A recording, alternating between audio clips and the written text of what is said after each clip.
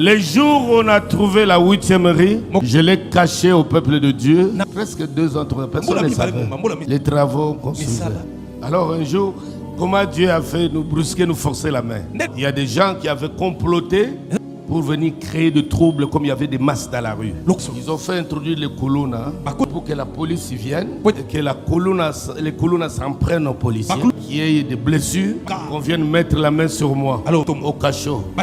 Quand nous étions à 1, 2, 3, je disais aux frères, le Seigneur me dit que nous allons rayonner partout dans le monde entier. Nous construirons un grand temple avec la toiture mobimétal. Plus de 30 ans avant. Et nous étions chassés d'un de toi. On a porté nos bancs sur les têtes. En train de chercher. Nous nous sommes retrouvés à Funa là-bas. Un lieu très hostile. On a perdu beaucoup de membres.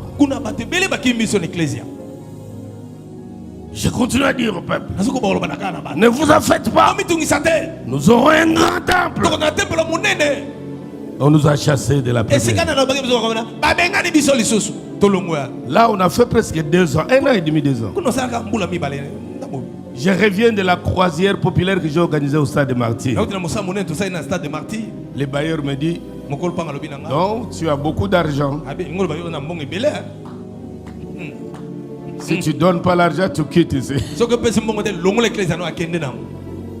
Les frères m'appellent. Il dit, mais le bailleur nous a appelés. Il a dit, on doit libérer son espace. Parce qu'on a beaucoup d'argent, il faut qu'on achète. Je suis venu voir le vieux. J'ai dit, papa, c'est comment? Il me dit clairement, vous allez quitter les lieux dans 1 semaine. Je ne donne pas l'argent de garantie.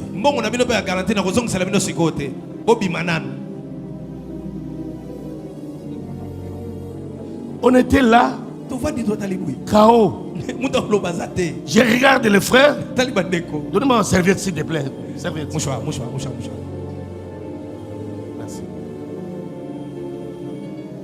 Je lui ai dit, remets-nous au moins la garantie. On pourra se débrouiller.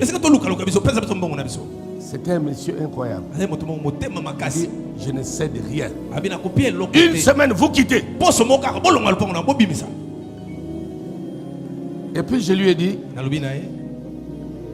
tu sais qu'il y a des gens qu'on ne maltraite pas sur la tête. Je crois que je suis l'un de ces gens-là. Si tu manges cet argent, je crois que cet argent ne te bouffe. 1 semaine après, il est parti.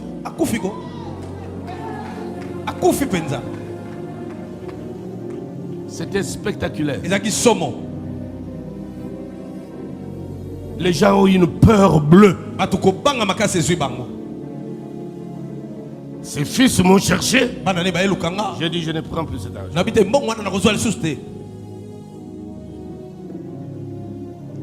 Si tu mets ta main dans la poche d'un féticheur, le serpent va te mordre. Nous arrivons à la 7e. J'ai dit au peuple, vous allez voir, il n'y aura plus de place ici, jusque vers Peloustor là-bas. Alors que les dimanches, on ne pouvait même pas faire la moitié de l'église.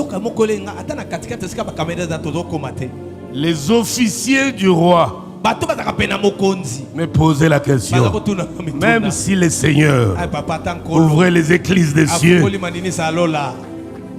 la petite salle ici, on n'arrive pas. Et tu nous parles, tu rêves ou comment?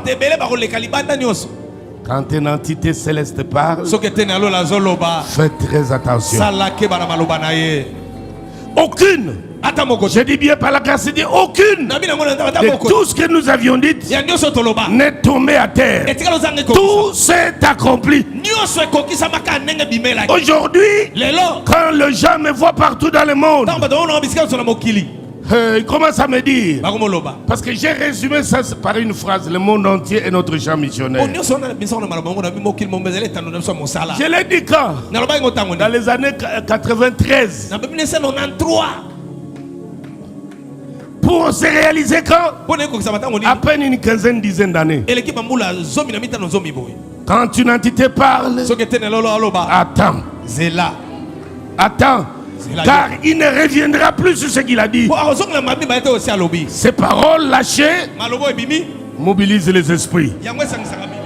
Jésus venait un jour, il a vu un figuier, il a maudit. Il est passé.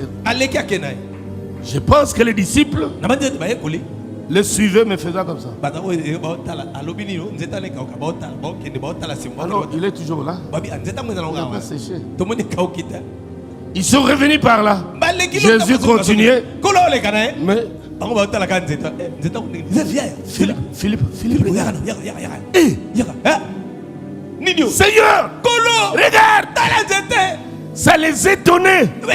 Mais lui-même, ça ne l'étonnait pas. Il dit: c'est pourquoi je vous dis toujours, ayez foi en Dieu.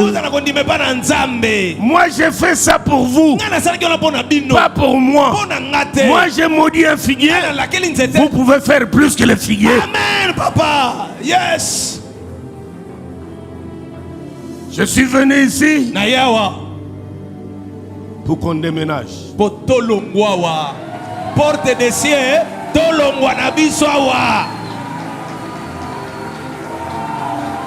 il y a des choses, quand vous avez des regards spirituels, vous pouvez comprendre que l'endroit ne nous convient plus.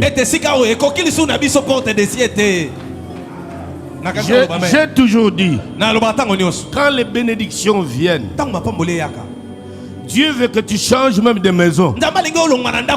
Mais toi, à cause de l'esprit chiche, tu commences à amasser des choses.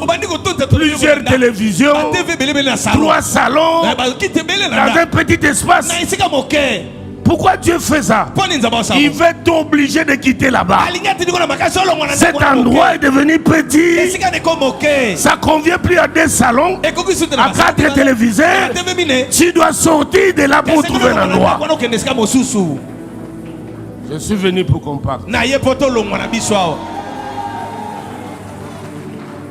Qui veut qu'on reste ici? Qui veut?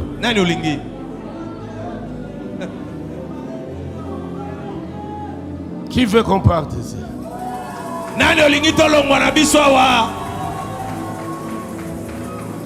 Les jours où on a trouvé la 8e riz, je l'ai caché au peuple de Dieu. Presque 2 ans, personne ne savait. Les travaux qu'on faisait. Alors un jour, comment Dieu a fait nous brusquer, nous forcer la main. Il y a des gens qui avaient comploté pour venir créer de troubles, comme il y avait des masses dans la rue. Ils ont fait introduire les colonnes, puis pour que la police y vienne et que les colonnes s'en prennent aux policiers, qu'il y ait des blessures, qu'on vienne mettre la main sur moi au cachot. Besoin d'enquête.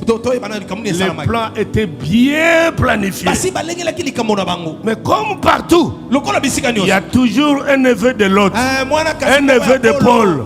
Un neveu de Paul est venu vendre la mèche. Il dit: papa, si vous restez encore ici demain, j'ai gardé les choses secrètes. À la fin de la réunion, Dieu a béni tellement son peuple. J'ai dit que chaque personne mette sa chaise sur la tête. Demi-tour à droite. Regardez comme ça. Nous traversons le boulevard. Tout le monde a... Papa, on va où? On va où? Dès qu'ils arrivent, les gens ont jeté les chaises, roulé par terre de joie. Enfin, nous avons chez nous. Ils ont accepté, compris dans ces conditions en plein air, pour vivre. Mais nous avons gardé la chose. Je ne suis pas